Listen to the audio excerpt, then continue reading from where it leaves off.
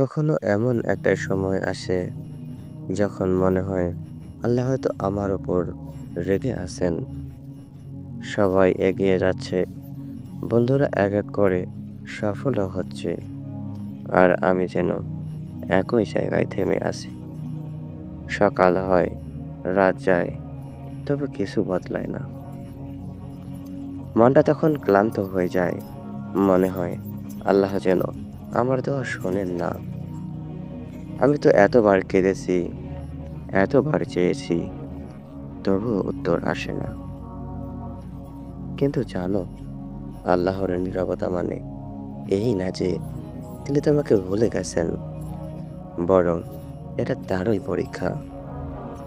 তিনি দেখতে চান তুমি কি হতাশ হয়ে দূরে সরে যাবে, নাকি এই নীরবতাতেও তাকে খুঁজে নেবে। আল্লাহ বলেন, আমি তোমাকে পরীক্ষা করব, ভয়, ক্ষুধা, সম্পদ ও জীবনের ক্ষতি দ্বারা। আর সুসংবাদ দাও ধৈর্যশীলদের। এই সময় ঠিক হয় তুমি আল্লাহর কাছে আসবে, নাকি আল্লাহর থেকে দূরে সরে যাবে। বুদ্ধিমান তো তারাই যারা বুঝতে পারে এই কষ্ট, এই নীরবতা, এই একাকিত্ব, এই সবই আল্লাহর এক রহমতের রূপ। কারণ তিনি তোমাকে থামিয়ে দিয়েছেন যাতে তুমি তার দিকে ফিরে আসো। হয়তো তুমি ব্যর্থ হয়েছো, কিন্তু আল্লাহ তোমাকে ছেড়ে দেননি।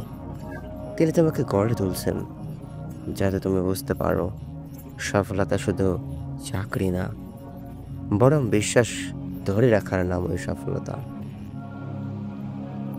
আল্লাহর দেরি করা মানে অস্বীকার নয়।